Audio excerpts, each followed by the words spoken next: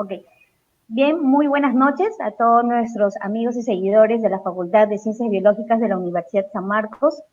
Esta noche tenemos una entrevista con la doctora Susana Gutiérrez, quien además es vicedecana académica de nuestra facultad y viene liderando un importante proyecto de investigación en el campo de lo que es la biotecnología para la remediación. ¿Sí? El proyecto de investigación busca caracterizar un ramnolípido a partir de aceite de fritura. ¿Sí? Bueno, empecemos con, digamos, la pregunta más básica, que es que nos explique cómo, en qué consiste este proyecto, cómo a partir de estas sustancias que se generan, ¿no?, al producto de una bacteria, es lo que leo acá, y que tiene múltiples aplicaciones en la industria, puede también estudiarse a partir de los aceites de frituras. Cuéntenos un poco en qué consiste ello, doctora Susana. Muy buenas noches. Muy buenas noches a Marisabel y a todo el público que está pendiente de las noticias de la Facultad de Ciencias Biológicas, sobre todo las noticias de investigación. Bueno, esto de los ramnolípidos es, diríamos, una derivación de el inicio de la investigación respecto a la bioremediación de ambientes contaminados con hidrocarburos de petróleo. Vale decir, los derrames de petróleo en diferentes lugares que hay en nuestro país. Nosotros empezamos trabajando como laboratorio al mando del profesor Fernando Merino con el aislamiento de bacterias en el derrame de crudo de petróleo que hubo en La Pampilla, en la playa, cerca de Conchán. A partir de ahí empezamos los aislamientos de las bacterias y porque se necesitaba producir bacterias que tuvieran capacidad emulsificante de petróleo. Entonces, a partir de allí, hace bastante tiempo ya se han venido aislando bacterias, está viendo cuál era su actividad sobre el crudo de petróleo, sobre diferentes fracciones de petróleo. Y finalmente caímos en que la actividad de emulsificar y de mantener las emulsiones estables de petróleo en agua era atribuible a una molécula, a un biosurfactante. Hay biosurfactantes y hay bioemulsificantes. O sea, unos permiten mezclar el petróleo o las grasas en agua, haciendo una emulsión, y otro lo que hace es mantener la emulsión estable. ¿Y para qué sirve esto? Esto sirve para que las bacterias tengan mayor capacidad de degradarlo. Es como cuando tú pones una gota de agua una gota de aceite en un vaso de agua y tú vas a ver una capa en la superficie. Si tú la agitas, se hacen montones de bolitas muy pequeñitas, ¿no es cierto? Las micelitas. Esas micelas es parte de la formación de la emulsión de lípido en agua. Ahora, cuando dejas de agitarlo, eso vuelve a su configuración inicial. Cuando tienes un biosurfactante o un bioemulsificante, las bolitas van a quedar chiquititas, dispersas en todo el agua. Y al hacer el petróleo emulsificado así en pequeñito, las bacterias que tienen capacidad de degradación lo van a poder degradar con mayor facilidad porque está fraccionado en gotículas, diríamos así, en micelas muy pequeñas para la degradación. Entonces, se tuvo la oportunidad de tantos aislamientos que tenemos, conseguimos más o menos unas 2.500 y algo más cepas de bacterias degradadoras de petróleo o que podían crecer con el petróleo. Y de ellas buscamos, por referencia, al género Pseudomonas, porque las Pseudomonas son muy versátiles, viven en aguas, viven en suelos, viven en la piel de las personas quemadas, etcétera, ¿no? Y de esas Pseudomonas, básicamente buscamos aquellas que producían ramnolípidos. Y es la especie la que produce algo así como un mucílago exterior, y ese mucílago exterior es de ramnolípidos, que tienen un carbohidrato ramnosa o dos carbohidratos ramnosa y colas de ácidos grasos. Y eso es lo que le da esa capacidad. La parte del carbohidrato es lo que va a tener contacto con el agua. y la parte del ácido graso es lo que va a estar al interior y va a interactuar con la grasa del petróleo. Entonces, ¿cuál es la utilidad de esto? Es justamente incrementar la actividad degradativa de las bacterias en los derrames de petróleo, ¿no? ¿Ya? Entonces, nuestro objetivo es producir el rhamnolípido y empezamos, te voy a decir, en el año 2012 más o menos, con la tesis de Daniel Giraldo, produciendo 2.6 gramos de rhamnolípido. Y se usaba como fuente de crecimiento de la bacteria para la producción del rhamnolípido, se usaba glicerol. Después fuimos probando con otras fuentes y más o menos se ha probado con aceite de pescado, aceite de maíz, y uno de los mejores resultados se obtuvo con aceite de maíz, el maizolio, ¿no? Entonces, pero el maíz, el aceite de maíz es un producto comestible y no vamos a estar compitiendo con un producto que es de pan llevar para hacer crecer a las bacterias. Dentro de esas pruebas se hizo aceite de frituras, aceite usado. Doctora, ¿se refiere al aceite discúlpeme, el aceite que usamos para preparar los alimentos, ese aceite? Así es.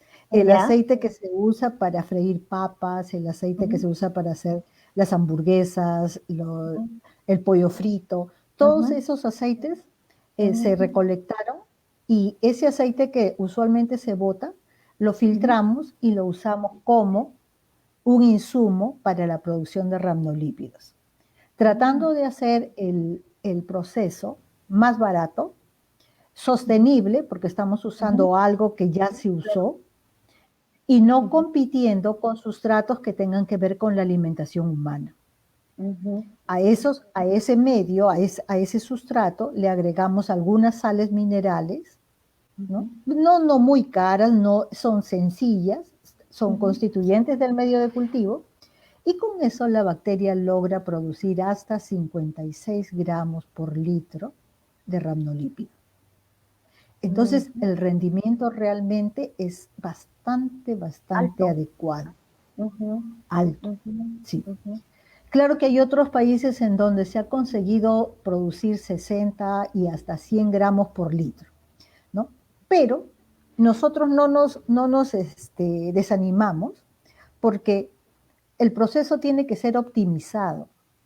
O sea, hay que darle las condiciones de pH, temperatura, cantidad de inóculo, aireación, ver la cantidad de nitrógeno que permita la máxima producción del rhamnolípido. Entonces, todos esos parámetros se están ajustando, ¿no? Y si alguien quiere, diríamos, ver las evidencias, hay numerosas tesis que están esperando publicación al respecto, ¿no? Cada uno de los chicos van trabajando y van consiguiendo mejores resultados, y últimamente estamos trabajando con diseños estadísticos para no demorarnos tanto en la optimización físico-química. Entonces, ya tenemos, ¿sí? No, continúe. Ya tenemos un stock de rhamnolípidos producidos y caracterizados, pero con una fuente de carbono, diríamos. ¿Cuánto o qué tipo de rhamnolípidos produjo con glicerol? ¿Qué tipo de rhamnolípidos ha producido con aceite de maíz? Y ahora tenemos que ver qué tipo de rhamnolípidos se producen con aceite usado, aceite proveniente de frituras. Y aparte de eso, tenemos que caracterizar, o sea, ¿cómo compara si tiene más o menos actividad emulsificante?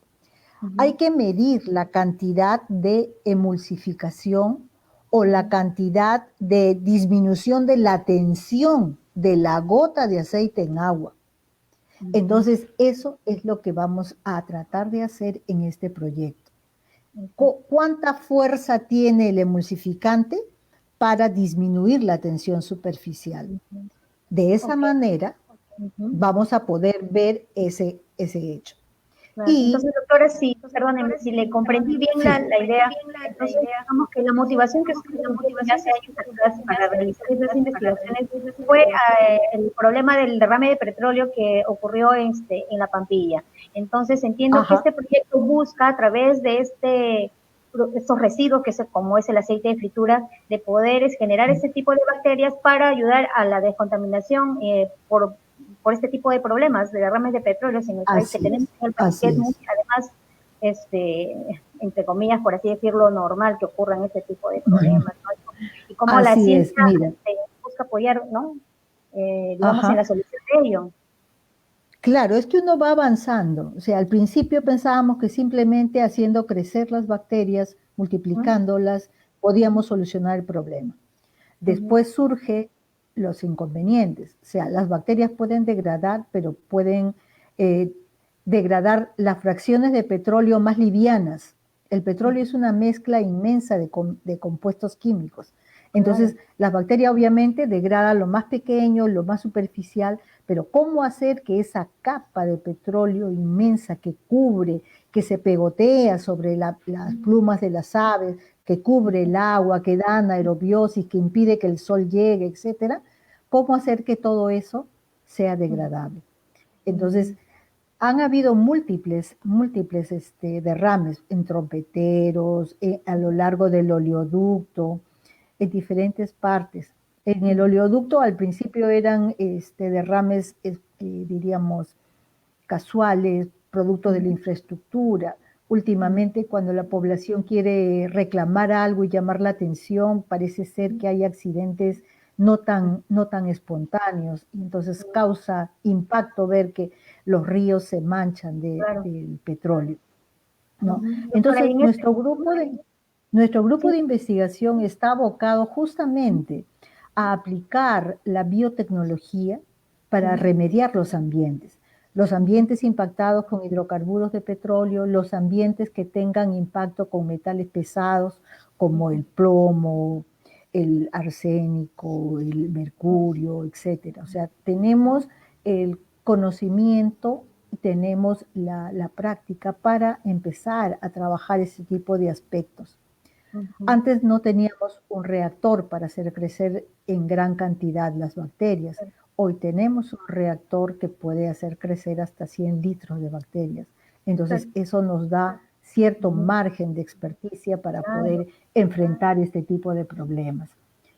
Y todo ello nos Además, demuestra la importancia de desarrollar investigación científica, ¿no? O sea, porque si nos damos cuenta, la misma naturaleza nos ofrece soluciones a los problemas así es, en las que el hombre siempre mete a la naturaleza, ¿no? O sea, en el propio así es, entorno natural está, pero para tener conocimiento de ello, pues tenemos que investigar, ¿no? Porque si no, no así estaríamos es. hablando de estas soluciones. Por ejemplo, se me viene a la memoria también con el tema de la minería, ¿no? Nosotros somos un país minero, es la principal actividad económica del país y tenemos Mm, constantes problemas de los efectos dañinos que genera la economía en nuestro ambiente, más sin embargo, gracias a las investigaciones, por ejemplo, en Europa, que también en los países donde se dedican a la minería, pues justamente hay bacterias que, digamos, se come, ¿no? Todos estos productos que hacen daño a los suelos y esta actividad finalmente no termina afectando para nada a las comunidades así, aledañas a la minería, pero todo esto es producto pues de investigación, ¿no? Que es algo que en claro. países nuestro está todo tan enajenado o en todo caso no entendemos que la investigación nos ayuda a todo esto, a sacarle un mayor provecho y ventaja a las riquezas que tenemos, ¿no, doctora? Ujú, así es. Yo creo que las amenazas, los problemas, crean las oportunidades. Uh -huh, Ahorita estamos atravesando el problema de la pandemia y uh -huh, este problema ha hecho reflexionar a autoridades, a la gente que tiene que ver con la organización del país, de que la investigación es lo fundamental. uh -huh. Y se ha revelado de que la gente está preparada, lo que necesita es apoyo, Así apoyo es, para avanzar, ¿no? así es. Entonces, si bien es cierto la universidad a través de los incentivos del Vicerrectorado de Investigación Uh da -huh, un financiamiento y ese financiamiento, si bien es poco, fue aumentando a través del tiempo, pero nos permitió ir haciendo trabajito de hormiga. O sea, ir avanzando poco a poco hasta que tuvimos la oportunidad de ganar un proyecto FinCit respecto justo a la producción de ramnolípidos, y eso nos permitió mejorar la infraestructura. Antes teníamos que trabajar, por ejemplo, prestándonos los equipos de un lugar a otro, de un laboratorio a otro, o usando los equipos del laboratorio de docencia, con mucho cuidado, con mucha calma, pero eso te restringe al tiempo de disponibilidad cuando no hay clases o cuando alguien no está usando el equipo. Qué Entonces, increíble, ¿no, el doctora? proyecto... Haber pasado todo eso Así, y además teniendo en cuenta que nosotros somos un país privilegiado en este planeta por toda la riqueza en cuanto a la biodiversidad que tenemos. Deberíamos, por lo tanto, la ciencia debería ser prioridad, porque siendo un país biodiverso, justamente necesitamos de la ciencia para, repetimos, ¿no? Poder sacarle el mayor provecho a toda así, esta riqueza que tenemos. pues, a toda esta Y bueno, ha riqueza. habido un cambio lento, como usted bien dice, progresivo, lento, pero bueno, finalmente hay que decir pues que ha habido ciertos cambios Finalmente, en esa línea, ¿no? ha sido así es. Y lo curioso es que los ramnolípidos, al ser un polisacárido, una especie de goma, Ujú, eh, una goma oleosa, diríamos así, algo que es medio grasoso y dulce a la vez, ujú, también tienen capacidad de retener metales pesados. O sea, ujú, pueden usarse en ambas situaciones. En ujú, remediación de ambientes contaminados con petróleo para acelerar la degradación, y ujú, en captando metales pesados como plomo o ujú. algunos de otros. El plomo, el cadmio son los metales que más daño están haciendo en la población. Entonces, Claro. allí se puede usar. Entonces, esa es el enfoque que en este año pensamos darle al proyecto, y Ujú, poder caracterizar qué tipo de moléculas están conformando este ramnolípido, ujú, ver si es que realmente, como lo dicen otros autores, también cambia la configuración de ramnolípidos. Nosotros tenemos que nuestros mono y dirramnolípidos tienen entre 10 a 12 átomos de carbono en su ácido graso, o sea, no es muy grande. Entonces ujú, puede formar micelas muy pequeñas y de esa manera poder acelerar el proceso de degradación. Pero ujú, la aceleración del proceso de degradación también tiene que ser probada, entonces también hay que hacer un trabajo al respecto. Hay que ujú, probar también la concentración de nitrógeno, que tiene que ujú. ser la mínima, porque es un detalle. Mira, Claro. la bacteria produce su ramnolípido, pero ¿cuándo lo produce?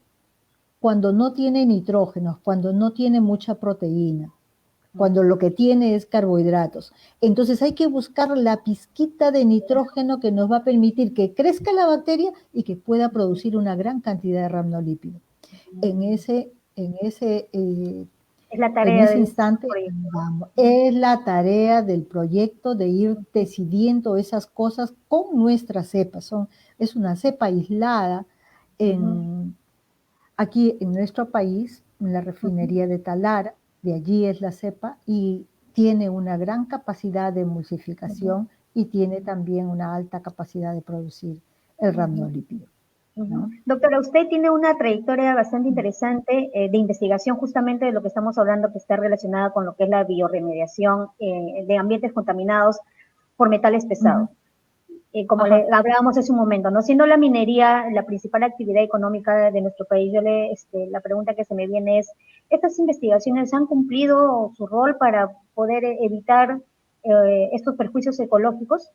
¿Han sido escuchados o, o no? ¿O por qué? En todo caso, ¿cómo ha sido esta relación?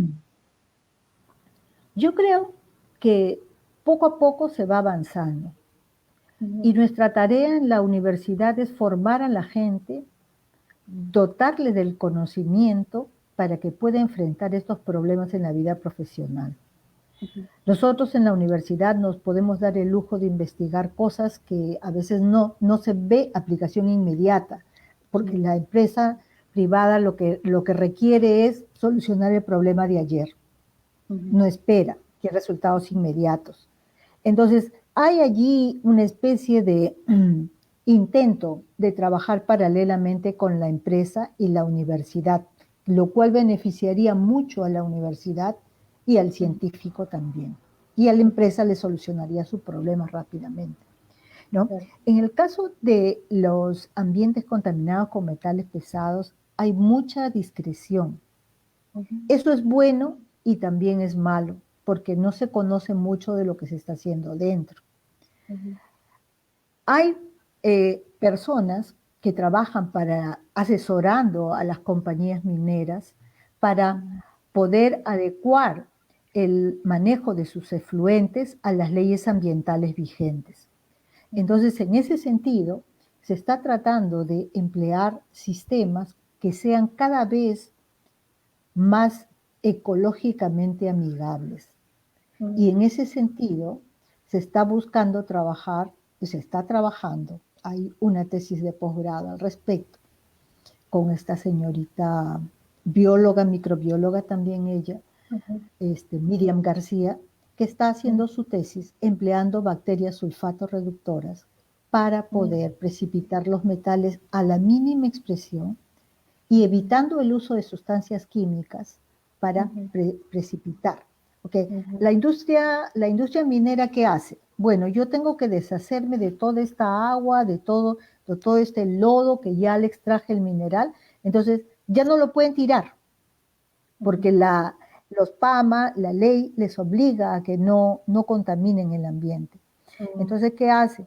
Están haciendo ladrillos de ese relave, o están embalsando en determinados lugares, o si no, le echan hidróxido de calcio al agua que tenga metales pesados. Y eso genera un lodo, una especie de nube llena de metales, pero que hay que depositarlo en algún lugar. Entonces también necesitas un espacio. Entonces, con esto de las bacterias sulfato reductoras, que son las bacterias que generan el olor a podrido, para que me entiendan más prácticamente, estas bacterias lo que hacen es precipitar. Si hay plomo, sulfuro de plomo. Si hay cadmio, sulfuro de cadmio.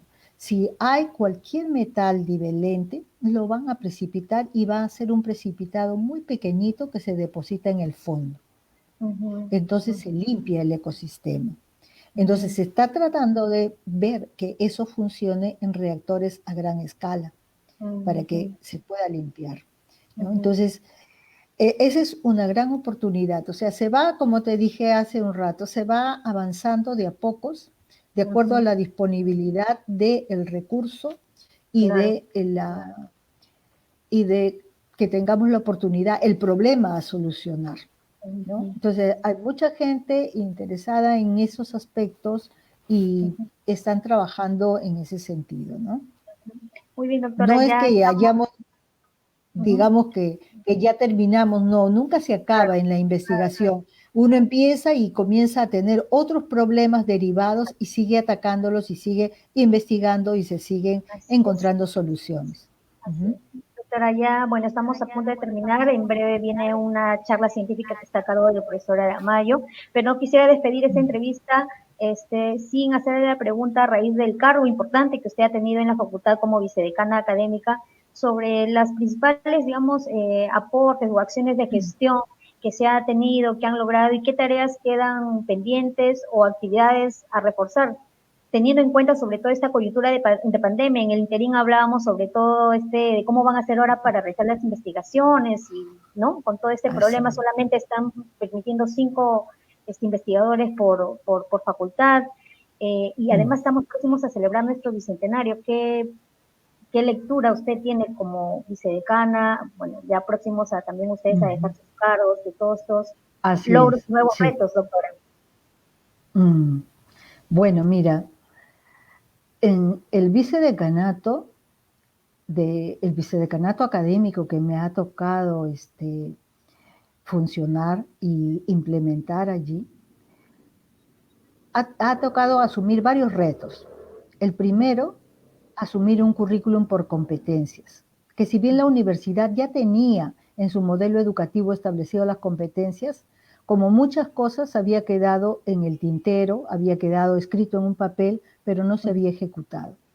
Entonces, ese es uno de los logros que tenemos, establecer los currículums de las 3 escuelas, de las 3 escuelas profesionales por competencias. Algunos profesores no están muy convencidos de la bondad de las competencias, otros sí. Y también eso implica la capacitación del docente para que vea cómo puede enseñar. Entonces nos tocó implementar capacitaciones al respecto, la preparación de los sílabos por competencias, y hoy ya casi todos los profesores de la facultad saben cuál es la competencia que le toca cubrir a su curso. Esa es una gran bondad, ¿no? Porque nos permite organizarnos y nos permite poder adaptar muchas cosas. Ahora, con esta cuestión de la pandemia, y yo recuerdo que desde el año 2017 más o menos, estaba en coordinación con la Oficina de Educación Virtual, con la licenciada Pareja. Y ella siempre ofrecía sus cursos y nosotros íbamos capacitando poco a poco a los profesores en el uso del aula virtual. Pero no lo veíamos como una necesidad, sino lo veíamos como algo que, bueno, es moderno, podemos ver qué bueno nos podemos organizar, pero mejor dicto como siempre he venido dictando presencialmente. Algunos profesores sí, yo te diría que un 5 a 10% de profesores de la facultad sí usaban el aula virtual para ejecutar sus clases. El resto lo tenía como que, ya, hay el aula virtual y en algún momento lo voy a usar. Y con esto de la pandemia se dio la oportunidad, ¿no? Y dijimos, bueno, y ahora estamos justo en matrícula. Tuvimos que implementar la matrícula virtual. Es todo un reto. Porque de esta matrícula tengo montones de anécdotas. Te voy a contar una nada más. A ver, ¿no? Como se estableció una mesa de partes virtual para que el estudiante entrara a sus documentos, algunos estudiantes me escribían, doctora, estoy esperando el momento en el cual me voy a matricular. Y yo, ¿cómo que estás esperando el momento para matricularte? Sí, ya metí mis documentos y quiero ver en qué momento yo puedo accionar como antes en la página del Zoom y poderme matricular. Entonces decía, hijito, no es así. Ya tú metiste tu documento, hay otra persona que lo va a hacer, no vas a poder accionar el Zoom, porque el Zoom solamente está habilitado para la jefatura de matrícula y no para otros. Y así, varios estaban esperando ellos hacer su matrícula cuando se les pedía eso. Otros ingresaban su prematrícula sin haber marcado los cursos que iban a matricularse. Y también, ¿cuándo sale mi matrícula? ¿Cuándo voy a saber esto? A ver, revisaba tanto reclamaban algunos, y revisaba sus expedientes y digo, oye, pero no has marcado tu curso que te vas a matricular. ¿Verdad? Había que hacerlo. Vuelta a regresar el documento. Y así un montón de anécdotas al respecto. Entonces nos tocó implementar la matrícula virtual con mucha dificultad, porque el sistema es obsoleto, no tiene la velocidad de esta tecnología que estamos usando ahorita. Y estaba conectado en remoto con un intermediario en la Facultad de Ingeniería Industrial, los servidores de Ingeniería Industrial, y de allí se derivaba a una máquina en cada facultad. Wow.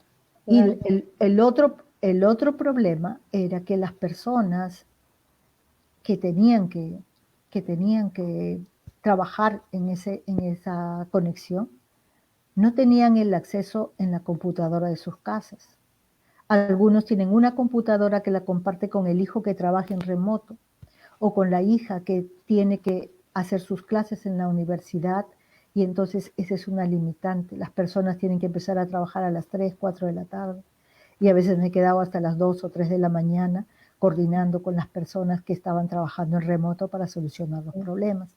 Entonces fue toda una aventura la matrícula. Y paralelamente preparar los cursos para que los profesores puedan ser capacitados en las plataformas para el aula virtual. Así es. Nos enteramos que la plataforma en la cual habíamos estado formados costaba, nos cobraban, y no tenemos fondos como facultad para pagar el costo de esa plataforma. Entonces, afortunadamente, los profesores de la red telemática echaron mano a los convenios que había tenido la universidad con Google y con Microsoft. Entonces, o se podía usar el Office 365 con el Microsoft Teams, o se podía usar la G Suite de Google. Entonces nosotros, por la facilidad de trabajar y porque la mayoría podía, realmente era más intuitivo el trabajo, adoptamos la G Suite de Google, ¿no? Claro. Usando el Classroom y la videoconferencia con Meet. Entonces, de esa manera logramos que todos los profesores llegaran a ser capacitados para poder trabajar eso. Y como quiera que siempre que uno tiene una capacitación, en ese momento tú sabes hacer, pero cuando ya pasó, después te olvidas. Entonces tenemos una comisión de comunicación e informática formada por profesores muy jóvenes, aprovechando que han ingresado a la docencia profesores con mucha capacitación, con mucha calificación y con muchas ganas de trabajar por la universidad, mucho amor a su alma mater, ¿no? Entonces esa comisión tuvo la misión de refrendar, darle seguridad a los profesores en el dictado virtual. Entonces hicieron un taller, lo programaron por horas, por grupos y todo, muy bonito, donde se refrendaron las habilidades en el uso del aula virtual y todo el mundo ha quedado conforme. Todos han tenido que ser testigos de que no vale la edad, sino el ánimo de aprender y continuar aprendiendo. Y además que no es muy difícil, ¿no? Sino que es la costumbre, digamos, de que uno siempre ha tenido, pues, la forma, por así decirlo, face to face de resolver las clases, las actividades, pero ahora esta situación, pues, nos obliga a hacer mano de todos estos recursos que no son tan complicados, son diferentes, y además reparaba en un detalle que usted decía, San Marcos tiene pues convenios con Google, con Microsoft, increíbles, que no es para estar, digamos, en esta situación, sino que es el hecho de que como no ha sido necesario, digamos, utilizarlo, pues, ¿no? No se ha realizado, pero ahora pues se va a tener que sacarle la mayor ventaja posible a todo el prestigio y a todos los convenios que se tienen. Ahora le estamos sacando del jugo, como se dice, a estas ventajas, porque todos en la facultad particularmente están usando estas herramientas, ¿no? Tanto estudiantes como profesores han sido capacitados y lo pueden usar. Es más, diríamos, solamente se dejaron de dictar aquellos cursos que eran exclusivamente prácticos o experimentales. Por ejemplo, los cursos de tesis, todos los cursos que dicen tópicos experimentales los cursos de danza, los cursos de buceo, los cursos de... Hay un curso de curatoría que tiene mucha demanda y que se lleva en el Museo de Historia Natural. Entonces, esos cursos que son netamente prácticos y que obligatoriamente necesitas estar en un laboratorio, y dado que no teníamos la posibilidad de ingresar, entonces esos cursos no se dictaron. Pero los cursos obligatorios, los cursos de plan y que tienen que ser llevados para que los estudiantes no se atrasen, todos se dictaron. Los profesores, algunos al principio, obviamente, decían, no, mi curso tiene que ser netamente, la práctica no puede ser virtual porque nunca lo presencial es mejor que lo virtual. Exacto, tienen toda la razón. Un curso presencial nunca es igual a uno virtual, siempre le va a aventajar. El solo hecho de que tú tengas el contacto con la persona ya es una ventaja. Así es. Entonces, ¿qué pasó? Entonces, pero al ver que habían cursos muy medulares, que si no se llevaban, entonces iba a haber una cola de atraso por los requisitos, entonces muchos profesores dijeron, bueno, vamos a tener que hacer el curso virtual, pero si el tiempo lo permite y algunos estudiantes disponen de tiempo, podemos hacer algunos talleres cuando termine el año, que será en febrero, ¿no? Al terminar el año se implementarán algunos talleres por parte de los docentes que con mucha colaboración van a disponer de su tiempo para completar el aprendizaje. Yo como microbióloga tengo en cuenta lo siguiente. O sea, yo le puedo enseñar a un estudiante un video donde se siembra para aislar un microorganismo, pero nunca tendrá la destreza de ver cuánto tiene que presionar el asa o dejar de presionar para no romper el agar. Cuando uno lo ve en un video es fácil, es alguien como que Claro. está con un pincel haciendo una obra de arte, pero el reto es hacerlo yo mismo, Claro. aprender, ¿no? Entonces, ese tipo de detalles, y no solamente, bueno, yo hablo de microbiología porque soy microbióloga, pero yo creo que en todas las disciplinas de ciencias Claro. biológicas hay ese que hacer, hay esa competencia que lograr. Y los chicos creo que muchos de ellos, producto de los cursos, se van a ir a los laboratorios a aprender cuando ya podamos entrar con facilidad. Esperemos que pronto tanto las medidas de bioseguridad como la obtención de las vacunas para la prevención de la infección estén ya a la mano y podamos volver a la normalidad real, no a esta normalidad ficticia que estamos viviendo en estos momentos, O en todo caso, ¿no? tal vez lo que vaya a ocurrir es, se va a tener que equiparar, digamos, ¿no? Complementar, mejor dicho, entre lo que es Complementar, esta realidad virtual con la claro, realidad en físico. Y bueno, en no sé físico. si sea correcto lo que vaya a decir, pero en todo caso me reflexionaba en lo que usted decía y también me ponía a pensar, pero bueno, si finalmente un aula, digamos, hay 50 chicos aprendiendo una disciplina, una carrera, pues doctora, siendo realistas, de los 50, ¿cuántos realmente tienen la vocación de investigar, que necesiten ir a un laboratorio? Pues no serán, no sé, bueno, quizá el 10% tal vez, ¿no? Que realmente se estén comprometidos con el tema. Y quizá esto también nos va a obligar esta situación a que seamos, por así decirlo, selectivos, porque realmente van a tener que ir a raíz de que no podemos estar todos, digamos, juntos, Sí, exponiéndonos, pues exacto. los que realmente van a querer Lo que dedicarse realmente a lo que es quieren, así, lo que realmente quieren, ¿no? No quiero ser claro. prejuiciosa, no es el ánimo de mi comentario ni nada, pero me ponía a reflexionar en eso, ¿no? O sea, mal que bien esta situación pues nos va a llevar a eso, ¿no? Porque ya no podemos estar de manera masiva, innecesariamente, en muchos casos grupos, ¿no? Desarrollando este tipo de actividades, por ejemplo, lo que es las actividades científicas, ¿no?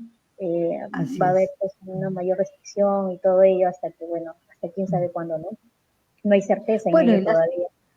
claro, además las técnicas modernas de enseñanza implican el dejar de lado la masificación, porque como tú mismo dices, en la masificación eh, hay el problema de que no llegas a todos, no llegas a todos. Y ya justamente este año íbamos a empezar a tener aulas de teoría máximo de 35 y cuanto mucho 40 estudiantes, ¿no?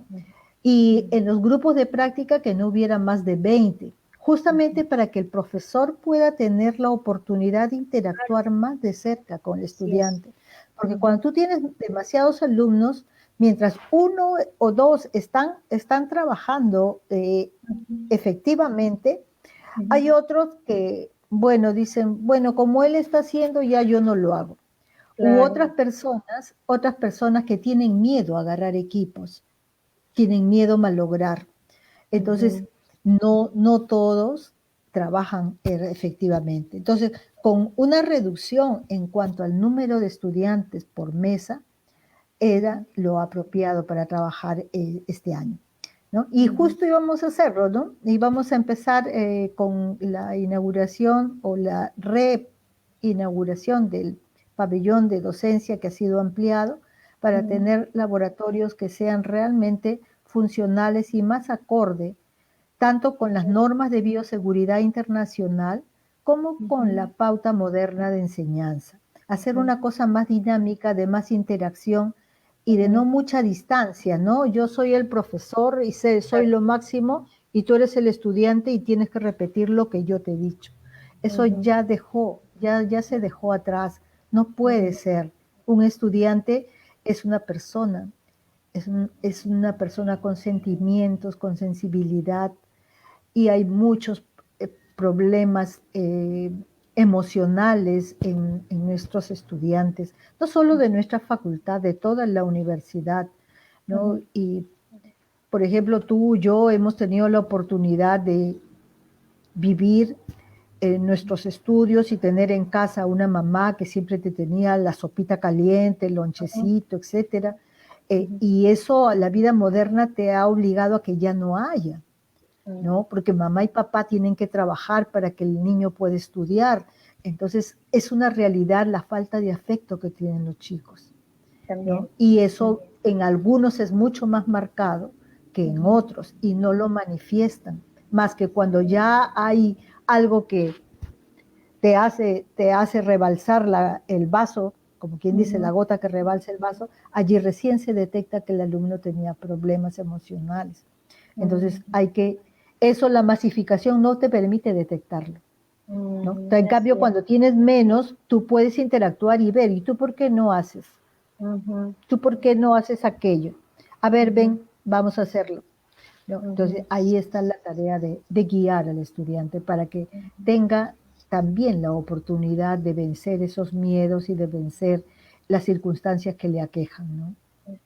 Ahorita bien, también doctor. tenemos el problema de los chicos que se les corta el internet. A los profesores también se nos corta el Sí, internet.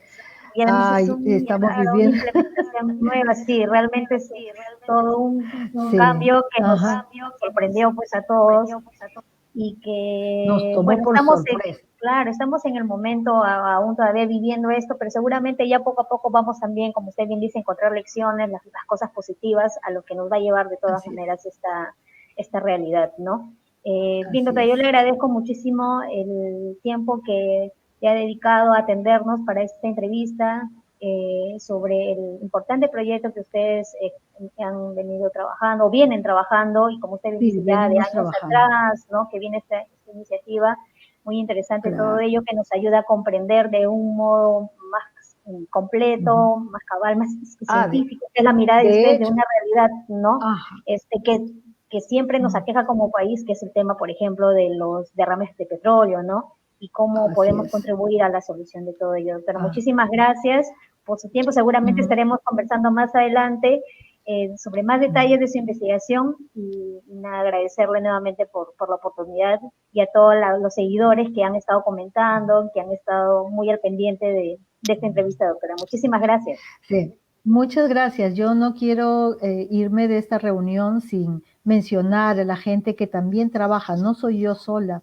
Está el profesor Merino, el profesor Cierto. Talledo, el profesor contratado actualmente, el profesor Roger Palomino. Están los tesistas de toda la vida, ahora los chicos que van a hacer sus trabajos de investigación, ¿no? Y que en el laboratorio van rotando, van dejando huella también. Muchos de ellos están ahora en el extranjero haciendo sus posgrados, otros esperando también con ese modelo seguirlos para poder seguir mejorando, ¿no? Y formar una gran familia, porque eso es lo que tenemos en el laboratorio, una gran familia microbiológica y que se dedica a remediar un problema que, si bien es cierto, en nuestro país es grave, no solamente es por nuestro país, sino también a nivel del planeta. A nivel del planeta hay serios problemas ambientales que esperamos que todos los grupos se unan y puedan solucionar los problemas que hay.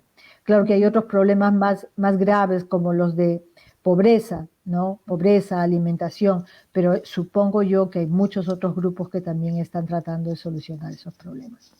Muchas Muy gracias a ti por la oportunidad de poderme dirigir a la comunidad de ciencias biológicas, que es la comunidad de todos nosotros y que todos nosotros lo llevamos toda la vida como un sello personal para nuestra vida. Muchas así es, gracias. doctora. Gracias, doctora. Buenas noches. Buenas noches.